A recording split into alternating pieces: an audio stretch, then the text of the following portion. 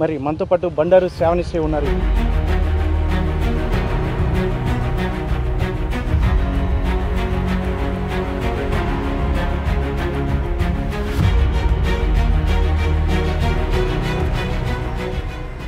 రెండు 2014లో శ్రావణిశ్రీని ఇక్కడ ఓడించారు ప్రజలు. ఎందుకంటే 2019లో రాజకీయ పరిస్థితులు వేరు.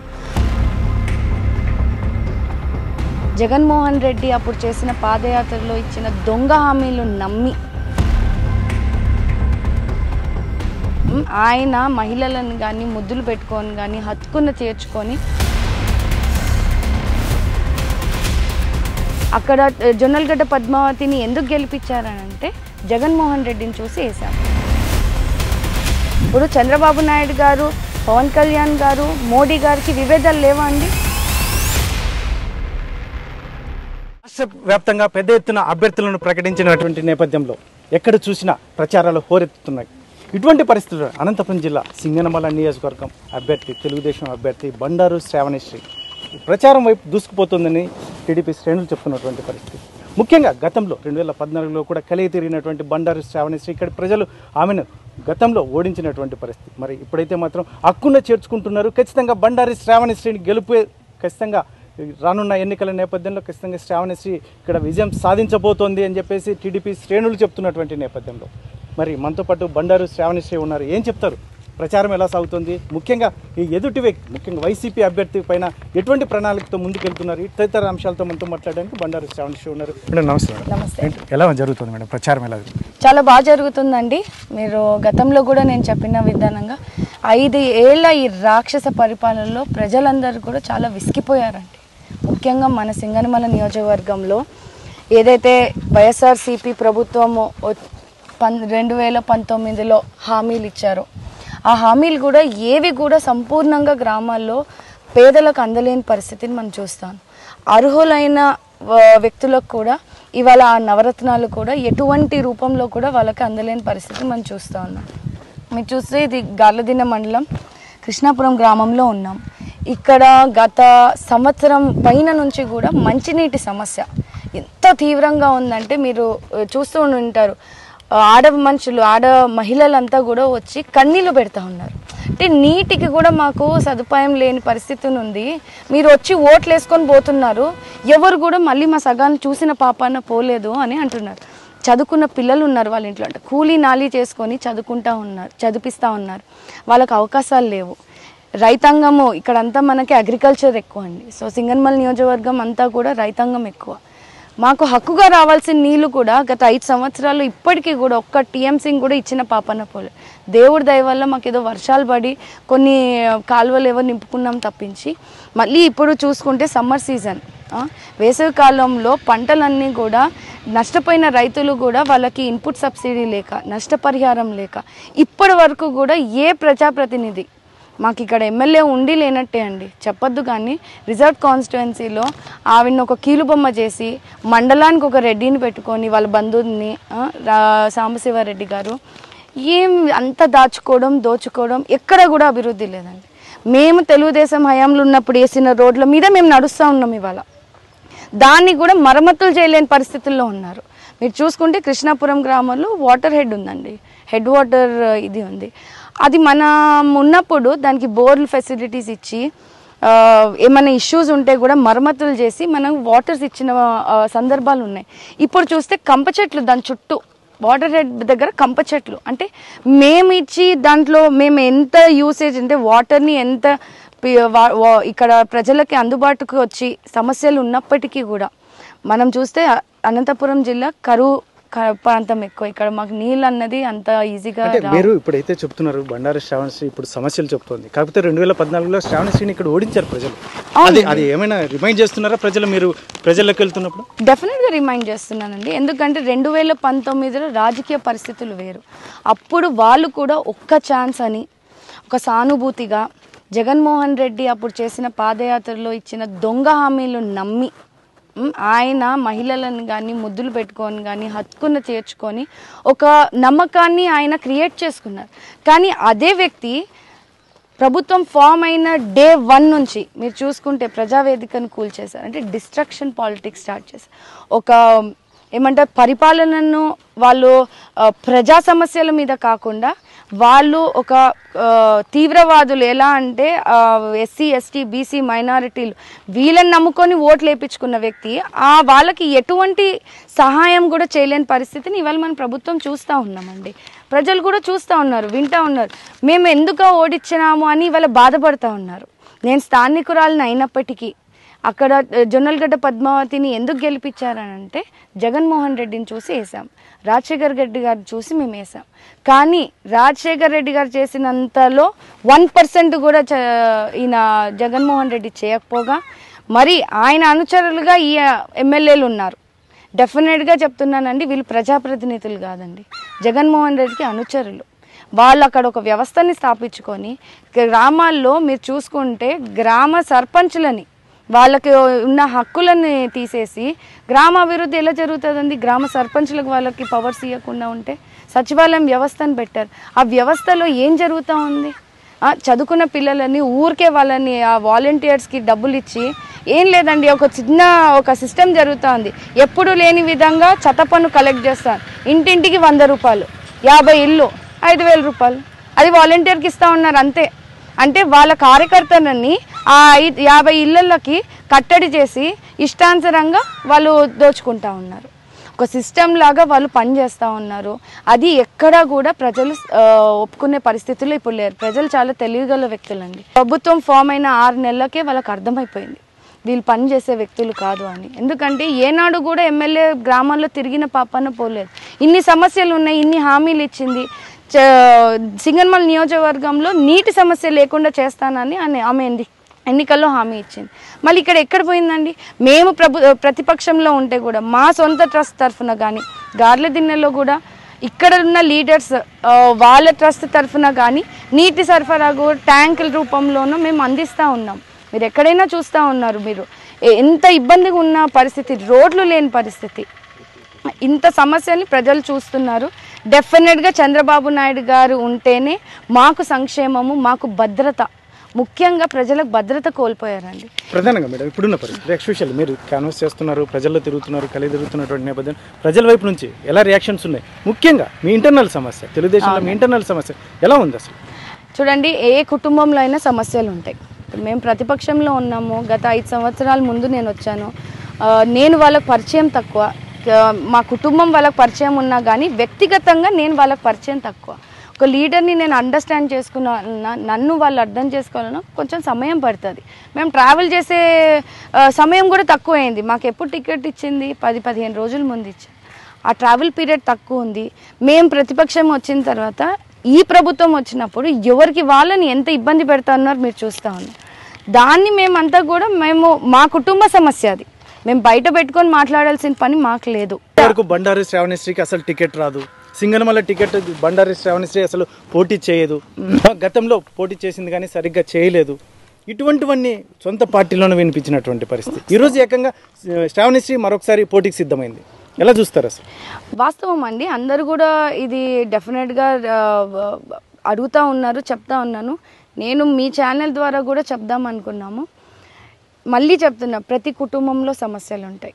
ఆ సమస్యల్ని బేస్ చేసుకొని మనం రాజకీయాలు చేయం. ఇక్కడ ప్రజల సమస్య మీద మేము పనిచేయాలన్న ఒక ఆకాంక్షతో మేము వచ్చాము. నేను విద్యావంతురాల్ని, చదువుకున్న వ్యక్తిని, ఇక్కడ స్థానికురాల్ని. మా బండారు కుటుంబం కొన్నేళ్ల నుంచి కూడా పార్టీకి విధేయులుగా పనిచేస్తూ ఉన్నాం. మాది 3వ తరం, అవునా? ఇప్పుడు నాకు ఊరికే రాదండి టికెట్. ఇప్పుడు ఎవరో చెప్తే ఇవ్వరు. చంద్రబాబు నాయుడు గారికి ఒక విజన్ ఉంది. ఇక్కడ మన రాష్ట్రానికి ఏం చేయాలి, ఎవరు బాగు చేస్తారు అనేది ఒక విజన్ ఉంటుంది. ఇప్పుడు నారా లోకేష్ గారు ఉన్నారు, ఆయన కూడా ఇప్పుడు ప్రజల్లోకి రావడం జరిగింది. యువగలం పాదయాత్ర చేస్తూ ఎవరి లీడర్షిప్ ఏంటి అన్నది తెలుస్తూ ఉంది. సో అవన్నీ పార్టీ అంతర్గత విషయాల్లో మాకు జరుగుతూ ఉంటాయి. కానీ ప్రజలు ఎవరిని కోరుకున్నారు అనే నిర్ణయం మీదనే మన పార్టీ నిర్ణయించింది. దాన్ని డెఫినెట్గా మాదొక క్రమశిక్షణ పార్టీ కాబట్టి మేమందరం కూడా ఏకమయ్యాం. ఎందుకు? మన సింగనమల భవిష్యత్తు కోసమే మేమంతా కూడా కలిసామండి. మన సింగనమల అభివృద్ధి కోసమే మేము కలిసామండి. ఇప్పుడు చంద్రబాబు నాయుడు గారు, పవన్ కళ్యాణ్ గారు, మోడీ గారికి విభేదాలు లేవా అండి? ఉన్నాయి. ఉన్నప్పటికీ వాళ్ళు ఏం ఆలోచించారు? రాష్ట్ర భవిష్యత్తు. రాష్ట్రంలో అభివృద్ధి జరగట్లేదు. ఒక అరాచకుడు అంటే ఒక తీవ్రవాది రాష్ట్రాన్ని నాశనం చేస్తూ ఉంటే వాళ్ళందరూ ఏకమయ్యారు. అంటే అభిప్రాయ భేదాలన్నీ పక్కన పెట్టి ఒక్కటే ఒక ఆకాంక్ష, రాష్ట్రం బాగుండాలి. ఒక ఆకాంక్ష ముగ్గురిలో ఉంది కాబట్టి ఇవాళ మనము ఈ నిర్ణయానికి వచ్చాం. సేమ్ అలానే తీసుకోవాలి ఇక్కడ కూడా. ఎక్కడైనా కూడా మాకు సమస్యలు ఉన్నప్పటికీ కూడా మేము ఇవన్నీ విభేదాలు పక్కన పెట్టి ఖచ్చితంగా ప్రజల్లో కోరుకునే వ్యక్తిని నన్నని నిర్ణయించినప్పటికీ సర్వేలన్నీ తీశారు. మేము ఎక్కడా కూడా కష్టపడకుండా టికెట్ తీసుకోలేదండి. గత 5 సంవత్సరాల్లో కూడా నేను గ్రామాల్లో చిన్నదానికైనా పెద్దదానికైనా వెళ్ళి తెలుసుకున్నాను, నేర్చుకుంటున్నాను. ప్రజల సమస్యలు అర్థమవుతూ ఉన్నాయి. ఇప్పుడు మన ప్రాంతానికి ఏం అవసరమా అన్నది కూడా మేమంతా కూడా తిరిగి చూస్తూ ఉన్నాము. డెఫినెట్గా అది నాకు ప్లస్ అయింది.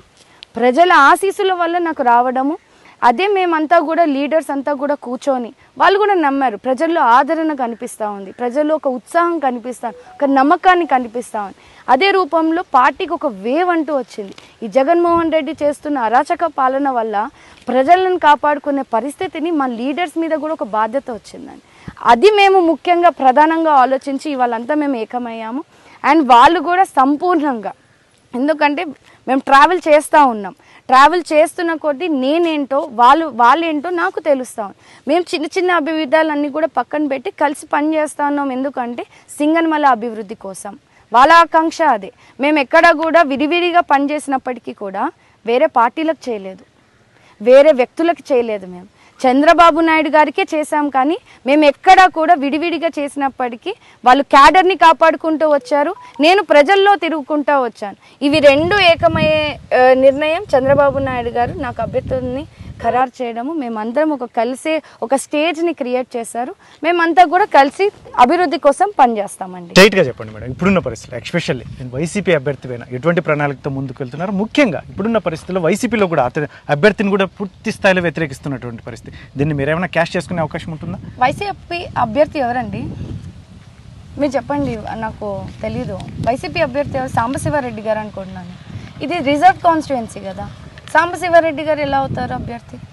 అది చాలా తప్పు. అక్కడే తెలుస్తా. అంటే వీరాంజనేయులు గారిని మీరు అభ్యర్థిగా చూడట్లేదు అసలు? డెఫినెట్లీ నాట్ అండి.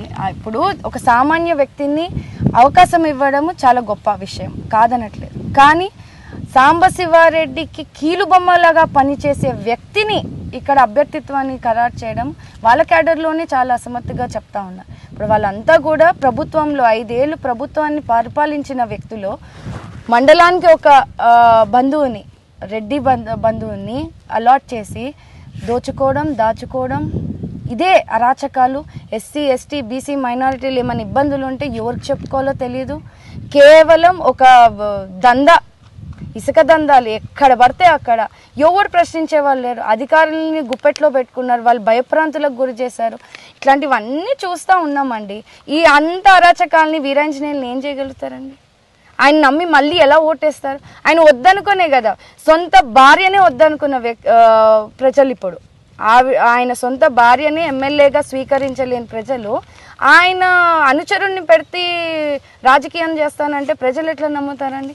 ప్రజలు సైతం వద్దంటున్నారు. వాళ్ళ క్యాడర్ సైతం కూడా మొన్న మీటింగ్ పెట్టి మాకు ఈ క్యాండిడేటే వద్దు అని కూడా చెప్తా ఉన్నారు. క్యాండిడేట్ వద్దు అంటున్నారు ఒకవైపు, బండారు శ్రావణిశ్రీని ఖచ్చితంగా మేము గెలిపించబోతున్నాను ఒకవైపు చెప్తున్నటువంటి పరిస్థితి. ముఖ్యంగా మిమ్మల్ని కూడా పర్సనల్ గా కలుస్తున్నారని, దీని మీద ఏం చెప్తారు అసలు?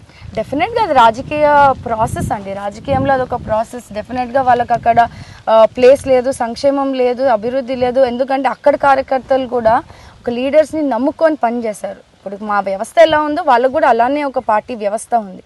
వాళ్ళు కూడా గత 5 సంవత్సరాల్లో వాళ్ళ పార్టీకి ఎంతో ఖర్చు పెట్టుకొని, మీరు చూసుకుంటే జగన్ వేవ్ ఎలా ఫామ్ అయింది, ప్రతి ఒక్కరు కూడా వాళ్ళ ఇంట్లో అభ్యర్థి అయితే ఎలా పనిచేయాలో అలా ఇక్కడ లీడర్స్ పనిచేశారండి, వైఎస్ఆర్సీపీ లీడర్స్. ఇప్పుడు వాళ్ళకే ప్రాధాన్యత లేకుండా పోయింది.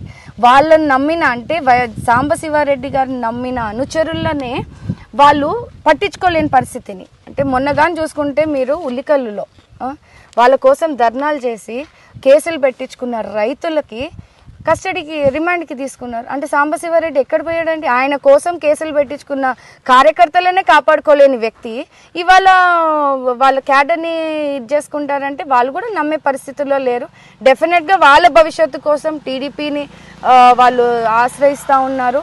నమ్ముతా ఉన్నారు. ఎందుకంటే మేము స్థానికులము, కొన్ని 40 ఏళ్ల నుంచి కూడా మేము పార్టీని అంటిపెట్టుకొని ఉన్నాము. మనకంటూ ఒక పార్టీకి ఒక గుర్తింపు ఉంది. ఇక్కడ కూడా సంక్షేమం జరిగింది. కార్యకర్తలను మేము ఎలా భద్రంగా చూసుకుంటామన్నది పక్క పార్టీ వాళ్ళు కూడా చూస్తూ ఉన్నారు. డెఫినెట్గా అది మాకు ప్లస్సే అవుతుంది. అట్లా అని చెప్పి మేము మా క్యాడర్ని బలోపేతం చేసుకుంటూ మేము ముందుకు వెళ్తామే తప్పించి అనవసరంగా మేము కూడా ప్రాబ్లమ్స్ని కొని తెచ్చుకోము. డెఫినెట్గా పనిచేసే వ్యక్తులు ఎవరైనా రావాలనుకుంటే మేము డెఫినెట్గా ఆహ్వానిస్తాము. ప్రజల్లో ఉండే వ్యక్తులు, ప్రజలు కావాలనుకునే లీడర్స్ ఎవరైనా వైఎస్ఆర్సీపీ పార్టీలో ఉంటే మేము డెఫినెట్గా ఆహ్వానిస్తాము. మేమంతా ఒక కుటుంబం లాగా మన సింగనమల అభివృద్ధి కోసం మేమంతా ఒక కుటుంబం లాగా పనిచేయడానికి కూడా మేము సిద్ధంగా ఉన్నామండి. ఎస్పెషల్లీ సింగనమల నియోజకవర్గానికి వచ్చేటప్పటికి ఇక్కడ నాయకులకైతే మాత్రం సింగనమల నియోజకవర్గం ఉపయోగపడుతుంది, కానీ గెలిచిన తర్వాత నాయకులు ఉపయోగించుకొని వెళ్ళిపోతున్నారు. ఇక్కడ అభివృద్ధి కావచ్చు, ఇలాంటి ఇతరత్ర ఏ అంశంలోనూ అసలు దృష్టి పెట్టడం లేదు అనేది. దీని మీద బండారు శ్రావణశ్రీ ఏమైనా డిఫరెంట్గా వెళ్తుందా? డెఫినెట్గా వెళ్తున్నానండి. అప్పుడు ఏమవుతుందంటే my studies plays the role అండి. చదువుకున్నాను, విద్యావంతురాల్ని, కొంచెం ప్రపంచం తెలిసిన వ్యక్తిని, చంద్రబాబు నాయుడు గారి విజన్ని నేను దగ్గరగా చూస్తున్న వ్యక్తిని, మరి ముఖ్యంగా నారా లోకేష్ అన్న టీంలో నేను పనిచేస్తూ ఉన్నాను. అక్కడి సిస్టమ్ని, అక్కడ అడ్మినిస్ట్రేషన్ని అవన్నీ చూస్తూ ఉన్నాం. అంటే ఇప్పుడు జనరేషన్ మారే కొద్దీ పాలిటిక్స్ మారుతున్నాయండి, స్టాగ్నేట్గా లేవు. ప్రజలు కూడా మారుతున్నారు. డెఫినెట్గా ప్రజల నాడిని మేమంతా కూడా చూసి ఇక్కడ డెవలప్మెంట్కి మాకు ఎంతగానో ఉపయోగపడుతుంది. మాకేముందండి ఈ వయసులో, వీ డోంట్ వాంట్ ఎనీ డబ్బాషో లేకుంటే పలుకుబడో లేకుంటే ఇవన్నీ మేము ఆలోచించాం. మాకంటూ ఒక మంచి పేరు రావాలి, చదువుకున్నందుకు మా ఊరికి ఏదైనా చేయాలని ఒక ఆకాంక్ష ఉంది. మా తాత కాలపు నుంచి అదొక ఆకాంక్ష ఉంది. కాబట్టి డెఫినెట్గా మేము అభివృద్ధి వైపే వెళ్తాము. ఎక్కడ కూడా స్వార్థంగా, స్వలాభంగా ఎవరినో ఇబ్బంది పెట్టి తీసుకునే అంత పరిస్థితిని మేము అయితే డెఫినెట్గా తీసుకోమని కూడా మేము అనుకుంటున్నాము. అలాంటి వ్యక్తుల్ని చంద్రబాబు నాయుడు గారు ఈసారి అభ్యర్థిగా ప్రకటించడము, మరి ముఖ్యంగా మహిళలం, దళితులం, చదువుకున్నాం, ఇన్ని అడ్వాంటేజెస్ మాకు ఉండి చంద్రబాబు నాయుడు గారు, లోకేష్ అన్న, పవన్ కళ్యాణ్ గారు వీళ్ళందరూ కూడా ఒక మంచి నిర్ణయం తీసుకొని క్యాండిడేచర్ని మాకు ఇచ్చినందుకు మాకు ఒక రెస్పాన్సిబిలిటీ ఉండాలి. We take it as a responsibility rather than ఒక పొలిటికల్ ఎజెండా కంటే మాకు ఒక రెస్పాన్సిబిలిటీ ఉంది. ఈ ప్రాంతాన్ని డెవలప్ చేయాలి, మాకు ఒక మంచి పేరు రావాలి, తరతరాలు మాట్లాడుకోవాలి. అందుకే మేము ఇంత, మా పేరెంట్స్ కూడా మమ్మల్ని చదివించింది, అండ్ చంద్రబాబు నాయుడు గారు కానీ లోకేష్ అన్న గారిని మమ్మల్ని సపోర్ట్ చేస్తుంది కూడా. అందుకే పర్టికులర్గా సింగనమలకు నేను ఇది చేయాలి అని ఏమన్నా మీరు ఒక ప్రణాళిక పెట్టుకొని ముందుకెళ్తున్నారా ఏమన్నా పక్కగా? ఎందుకంటే గతంలో ఏమి చేయలేనటువంటి నేను సాధించాలి, బండారు శ్రావణి ఏదైతే ఉందో మార్క్ అనేది ఖచ్చితంగా చూపించాలి అనేది మీకు ఏమైనా ఉందా, ప్లాన్ ఉందా? నాకు 2 థింగ్స్ ఉన్నాయండి. ఫస్ట్ అండ్ ఫార్మోస్ట్ థింగ్ ఏంటంటే వాటర్ అండి. ఇప్పటికీ కూడా నేను చూస్తున్నాను, నాకే బాధ అనిపిస్తుంది. గర్భిణీ స్త్రీలు, చిన్న చిన్న పిల్లలు స్కూల్ డ్రెస్సులు వేసుకొని బిందెలు పట్టుకొని పక్కన ఊర్లోకి వెళ్ళి తెచ్చుకుంటున్నారు. అండ్ ఇంకా వర్స్ట్ థింగ్ ఏంటంటే డబ్బులు ఇచ్చి మంచినీళ్ళు కొనుక్కుంటున్నారండి. ఇంకా ఇంత తరం మారే కొద్దీ ఇన్ని జనరేషన్స్ మారుతున్నాయి, డీకేడ్స్ అయిపోతున్నాయి, కానీ తాగునీటి సమస్యను మాత్రం ఎవరు తీర్చలేని పరిస్థితిని చూస్తూ ఉన్నాము. కానీ డెఫినెట్గా అది నేను మాత్రం ఒక మార్క్ వేయాలనుకుంటున్నాను.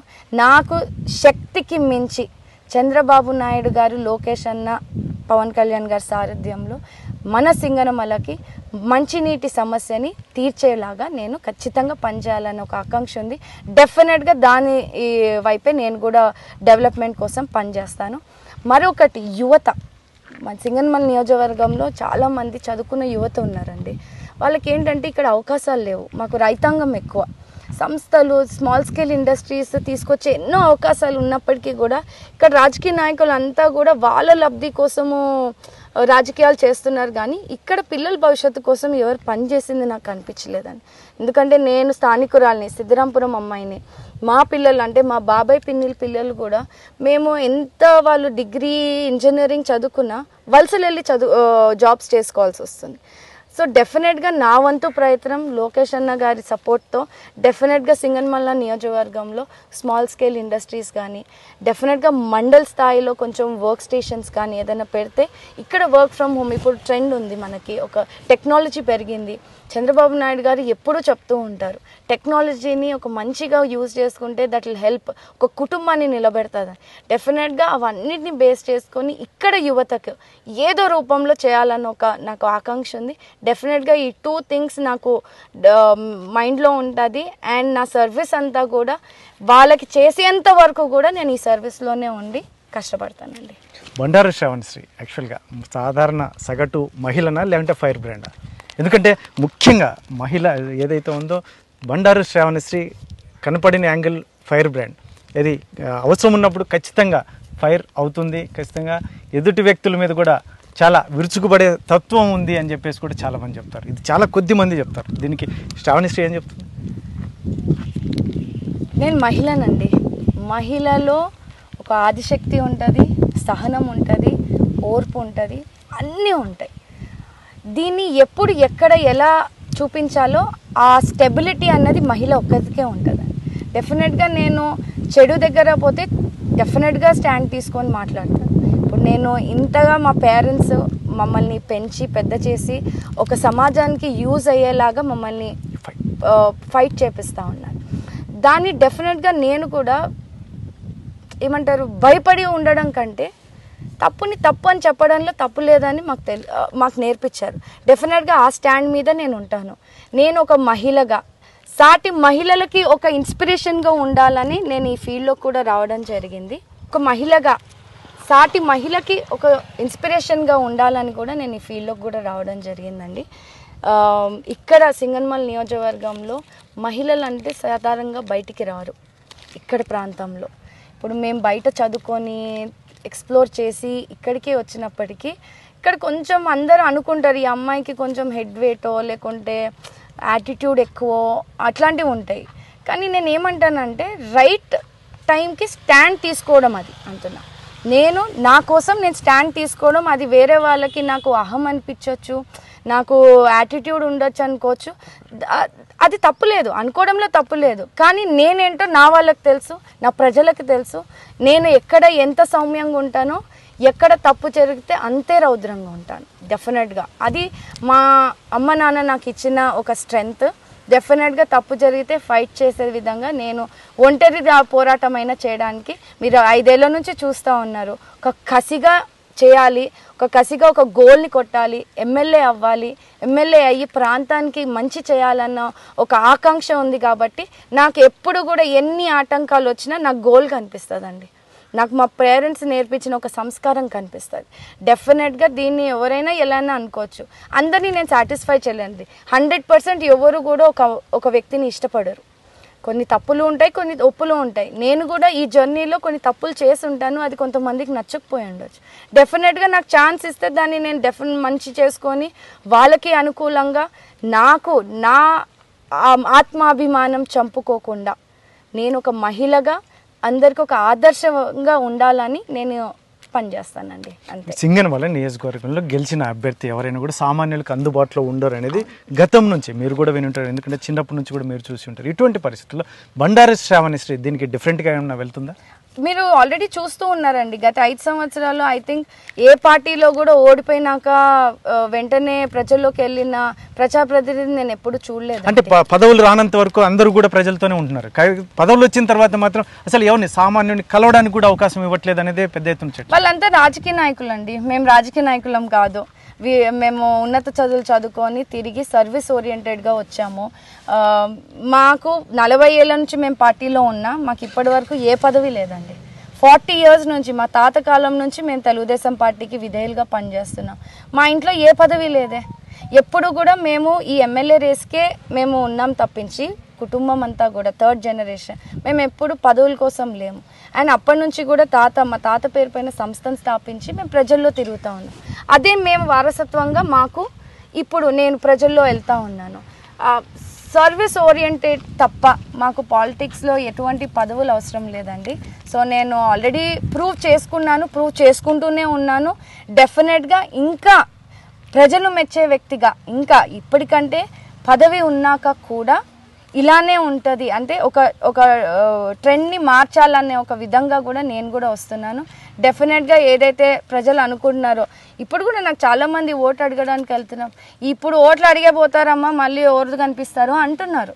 సో నేను I have my explanation for that. Definitely అందరూ అదే చేశారు, నేను అదే చేస్తానని నమ్మకం అట్లా అనుకోవడంలో తప్పులేదు. నాకు ప్రూవ్ చేసుకునే ఛాన్స్ ఇస్తే డెఫినెట్గా ప్రూవ్ చేసుకుంటాను అని చెప్తా ఉన్నాను.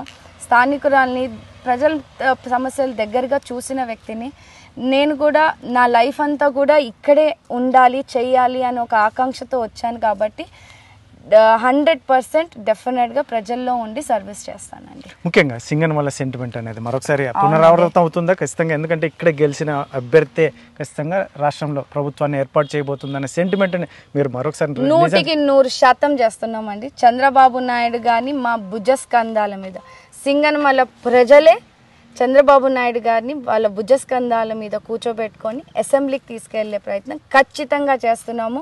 చంద్రబాబు నాయుడు అనే నేను అనే మాటని మేమంతా వింటున్నాము. అదే రూపంలో కూడా ఇక్కడ చాలా విస్తృత స్థాయిగా మేము చిన్న చిన్న గ్రామాలను కూడా వదలకుండా, అభ్యర్థి అయి ఉండి నేను ఎక్కడ కూడా ఒక్క ఇల్లుని కూడా వదలకుండా నేను స్వయంగా వెళ్ళి వాళ్ళని ఓటు అభ్యర్థిస్తూ ఉన్నాను. నేను మీడియా పూర్వకంగా కూడా సింగనమల నియోజకవర్గ ఓటర్స్కి కూడా రిక్వెస్ట్ చేసుకుంటా ఉన్నాను. ఇప్పుడున్న పరిస్థితిని, రాష్ట్ర పరిస్థితిని దృష్టిలో పెట్టుకొని మీరు అందరూ కూడా డబ్బుకో, లేకుంటే మందుకో, లేకుంటే వాళ్ళు ఇచ్చే బిర్యానీకో, లేకుంటే వాళ్ళు ఇచ్చే ఆ రోజు ఇచ్చే ఆ లబ్ధి కోసము మీరు 5 సంవత్సరాల భవిష్యత్తుని కోల్పోవద్దని మేము చేతులు జోడించి మరీ రోజు రోజు రోజు చెప్తా ఉన్నాము. ఎందుకంటే ఇప్పుడు ప్రజలు ఎలా ఉన్నారంటే అండి, ఇప్పుడున్న పరిస్థితుల్లో వాళ్ళు అంత కష్టకాలంలో ఉన్నారు. ఏ రూపంలో ఉన్నా మాకు సాయం దొరికితే మేము తీసుకోవద్దు అని అనుకోరు. డెఫినెట్గా తీసుకుంటాం, మనం మనుషులము. సో అది బేస్ చేసుకొని వాళ్ళు ఓటుని అమ్ముకోకూడదు అనేది మా భావన. సో మేము దీనికి సంబంధించి ఒక క్యాంపెయిన్స్ కూడా చేస్తూ ఉన్నాము, ప్రజల్లో అవేర్నెస్ క్రియేట్ చేస్తూ ఉన్నాము. సో డెఫినెట్గా ప్రజల్లో కూడా ఒక చైతన్యం వచ్చింది. ఎందుకంటే 5 ఏళ్ళ నరకం అనుభవించింది వాళ్ళే ఎక్కువ. సో దాన్ని కూడా మేము పరిగణలోకి తీసుకొని గెలుపు వైపు, మెజారిటీని తిరగరాసే వైపు, చంద్రబాబు నాయుడు గారిని ముఖ్యమంత్రి చేసే వైపు మేమంతా యువత మొత్తం ముందుకు వస్తాం. ఫైనల్గా చెప్పండి. శ్రావణశ్రీ జిల్లాలో ఉన్న తెలుగుదేశం నాయకులు కొంతమందితోనే సఖ్యతగా ఉంటుంది, మిగతా వాళ్ళతో అసలు కలవట్లేదు అనేది, దీన్ని పూర్తిగా మీరు ఏమైనా సమాధానం చెప్తారు? డెఫినెట్గా అండి, ఇప్పుడు సిస్టమ్ అంతా ఒక వైపు ఉండింది, క్యాడర్ అంతా కూడా 2 men కమిటీ ఆధ్వర్యంలో అంతా ఒక కమిటీ రూపంలో పనిచేశారు. నేను ప్రజల్లో తిరుగుతూ ప్రజా సమస్యల మీద, ఇప్పుడు ఇవి 2 కలవాలి. కలిసే వేదికలో కొన్ని ఇబ్బందులు ఉంటాయి. డెఫినెట్గా అందరినీ ఈ ప్రాసెస్లో, ఈ వన్ మంత్ ఎలక్షన్ ప్రాసెస్లో మేమంతా కలుస్తామండి. That's not a problem. It's a challenging, it's very challenging for me and for them also. కానీ మేమంతా కూడా ఒక కుటుంబం లాగా పనిచేయడానికి సిద్ధమయ్యాము. చంద్రబాబు నాయుడు, లోకేష్ అన్నకి ఒక నమ్మకాన్ని కలిగించాము. ఆ నమ్మకాన్ని మేము ఒమ్ము చేయకుండా సింగనమల నియోజకవర్గంలో అత్యధిక మెజారిటీతో మేము కలిసి, నేను మళ్ళీ చెప్తున్నాను, మేము కలిసి క్యాడర్ అంతా కూడా ఒక యూనిటీగా మేము పనిచేసి ఆ ఫ్యాన్ రెక్కలని మర్చిపెడతామండి ఫర్ షూర్. థ్యాంక్ యూ అండి. ఇది మొత్తం మీద అయితే సింగనమల నియోజకవర్గ ఇన్ఛార్జ్ బండారు శ్రావణశ్రీ చెప్తున్నటువంటి విషయం. మొత్తం మీద రానున్న ఎన్నికల్లో మాత్రం అందరినీ కలుపుకుని వెళ్తూ ఖచ్చితంగా విజయం సాధించడానికి ఏదైతే ఉందో సింగనమలలో ఉన్నటువంటి సెంటిమెంట్ను కూడా వర్కౌట్ చేస్తూ చంద్రబాబు నాయుడుని సీఎంగా చేసుకోబోతున్నామని చెప్పేసి ఒకవైపు ధీమా వ్యక్తం చేస్తున్నటువంటి నేపథ్యంలో సింగనమల మీద నాకు మంచి అవగాహన ఉంది, ఇక్కడ అభివృద్ధి ధ్యేయంగా వెళ్తున్నాను, అందులో నేను చదువుకున్న అమ్మాయిని, ఖచ్చితంగా నాకు అవగాహన ఉంది. ఇటువంటి పరిస్థితుల్లోనే ఖచ్చితంగా రానున్న ఎన్నికల్లో మాత్రం అన్నింటినీ ఏదైతే ఉందో ఇక్కడ ఉన్నటువంటి సమస్యలన్నింటినీ, పార్టీలో ఉన్నటువంటి సమస్యలను పక్కన పెట్టి విజయం సాధించేందుకు అందరితో కలిసి ముందుకు వెళ్ళబోతున్నామని చెప్పేసి బండారు శ్రావణశ్రీ చెప్తున్నటువంటి పరిస్థితి. మరిన్ని వీడియోస్ కోసం ఛానల్ ని సబ్స్క్రైబ్ చేయండి, లేటెస్ట్ అప్డేట్స్ కోసం వాట్సాప్ ఛానల్ ని ఫాలో చేయండి అండ్ లింక్ డిస్క్రిప్షన్ లో ఉంది.